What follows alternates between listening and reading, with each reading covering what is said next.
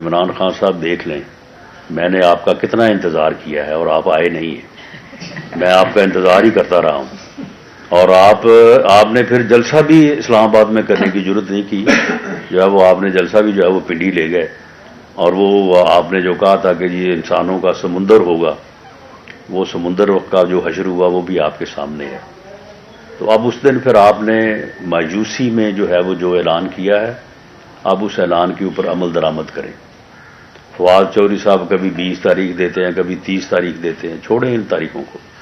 ہم تیار ہیں، اور آپ اسمبلی توڑیں اور پنجاب کا الیکشن کروائیں۔ اسی الیکشن میں فیصلہ ہو جائے گا، اگلے الیکشن کا بھی فیصلہ اسی میں ہو جائے گا۔ پنجاب جو ہے، پنجاب 65% پاکستان ہے، یہ فیصلہ ہو جائے گا۔ اور یہ جو آپ سمجھے بیٹھے ہیں کہ جی میری پاپولیرٹی ہے، الیکشن تو میں نے ہی جیتنا ہے، آپ کو سمجھ لگ جائے گی۔ انشاءاللہ تعالی ہم آپ کو پنجاب میں جو ہے وہ بھرپور طریقے سے جو ہے وہ شکست سے جو ہے وہ دوچار کریں گے۔ دوسرا سن لیں، آپ کے تمام سوالوں کا جواب دے کے میں اٹھوں گا یہاں سے، آپ فکر نہ کریں۔ دوسرا جو ہم نے فیصلہ کیا ہے کہ ہم نے میاں نواز شریف کے استقبال کی تیاریاں جو ہیں وہ آج سے شروع کر دی۔ یونین کونسل لیول تک جو ہے یہ کمیٹیز بنے گی، اور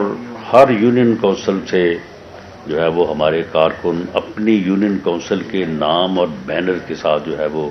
میاں نواز شریف کے استقبال کے لیے جو ہے وہ لاہور پہنچیں گے، اور وہ استقبال جو ہے انشاءاللہ تعالی وہ الیکشن کا فیصلہ بھی کر دے گا۔ اور میاں نواز شریف صاحب جو ہے وہ الیکشن جب اناؤنس ہوگا تو انشاءاللہ تعالی پارٹی کی ریکویسٹ کے اوپر جو ہے وہ الیکشن میں پارٹی کو لیڈ کرنے کے لیے جو ہے وہ انشاءاللہ تعالی وہ تشریف لائیں گے۔ اور ہمارے 9 ڈویژن ہیں، جب یہ 9 جلسے ہو چکیں گے تو انشاءاللہ رزلٹ کے متعلق جو ہے وہ اسیسمنٹ اور رزلٹ کے متعلق اندازے جو ہے وہ بڑے واضح ہو جائیں گے،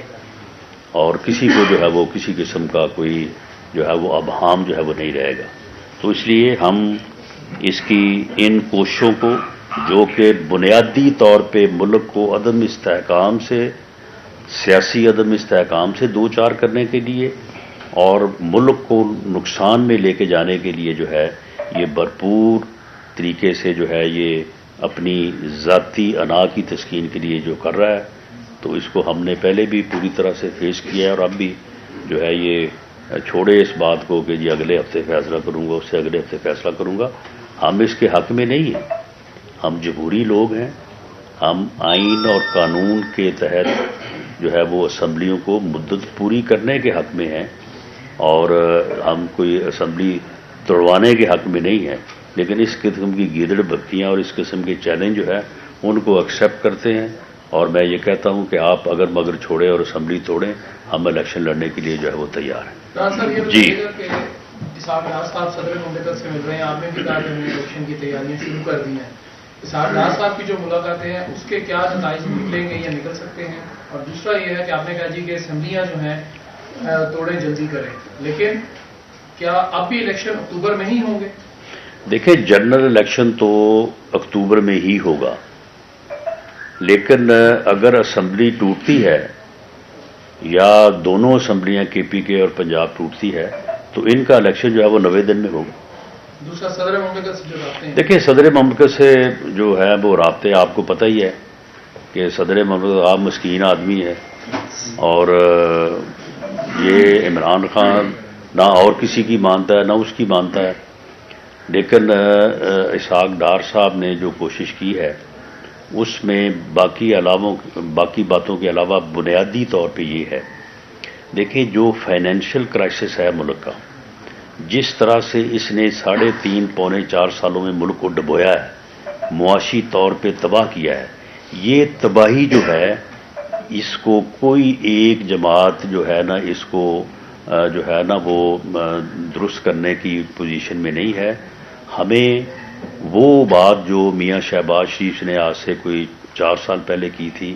کہ آئیں بیٹھیں، جہاں پہ ہم نے چارٹر آف ڈیموکریسی کیا ہے وہاں پہ اب وقت کی ضرورت ہے چارٹر آف جو ہے وہ اکانومی کریں. چارٹر آف اکانومی کرنے کے علاوہ اس اکانومی کو فوری طور پہ جو ہے وہ کرائسس سے نکالنا جو ہے ناممکن کا لفظ تو میں استعمال نہیں کرتا. اسحاق ڈار صاحب ماشاءاللہ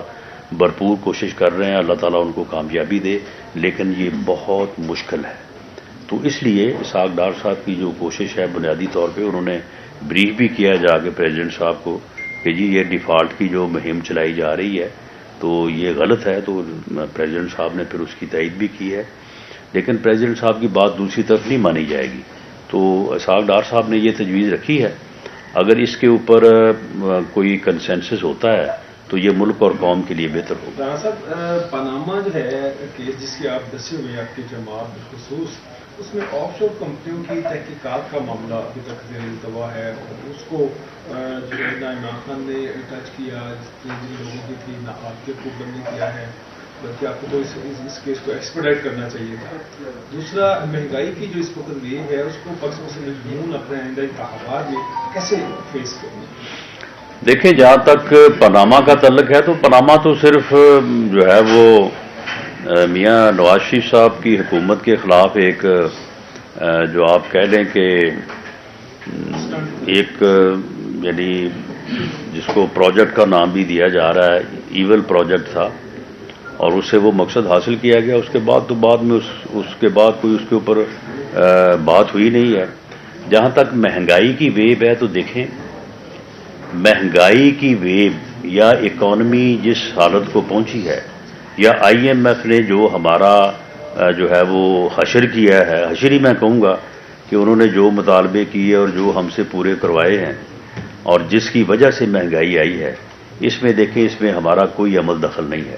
آئی ایم ایف سے نہ معاہدہ ہم نے کیا, نہ 3.5 پونے 4 سال میں اکانومی کی تباہی ہم نے کی. لیکن اب جب ملک ڈیفالٹ پہ جا پہنچا تھا تو یہ ذمہ داری ہمارے اوپر آئی, اور یہ ذمہ داری ہم چھوڑ کے اس لیے نہیں بھاگ سکتے کہ ملک ہمارا ہے. ہم ملک کو مشکل حالت میں چھوڑ کے کہاں جائیں گے؟ تو وہ ذمہ داری نبھانے کے لیے ہمیں سخت فیصلے کرنے پڑے. ہم انشاءاللہ تعالی کریا گلی گلی جائیں گے اور یہ ساری چیزیں جو ہیں وہ لوگوں کے سامنے رکھیں گے, اپنی بے گناہی کو بھی سامنے رکھیں گے, اپنے اوپر لگائے جانے والے الزامات کی بھی بات کریں گے. اور یہ ٹولہ دیکھیں, یہ سب سے بڑی منافقت اور سب سے بڑا گناہ یہ ہے کہ آپ اسی وقت ایک عمل خود کر رہے ہوں اور اسی کی بنیاد کے اوپر دوسروں کو جو ہے وہ انتقام کا اور احتساب کا اور ظلم کا نشانہ بنا رہے ہوں. جس وقت یہ ہمارے اوپر یہ جھوٹے کیس اور کرپشن کے الزامات لگا رہا تھا, اسی وقت یہ خود کر رہا تھا, اور خود اتنی گھٹیا کرپشن کر رہا تھا کہ جو کہ باعث شرم ہے. یعنی آدمی سوچنے میں مجبور ہو جاتا کہ یار یہ آدمی اس حد تک اگر جا سکتا ہے تو پھر اس نے اور باقی چیزوں میں اس نے کیا کیا ہوگا.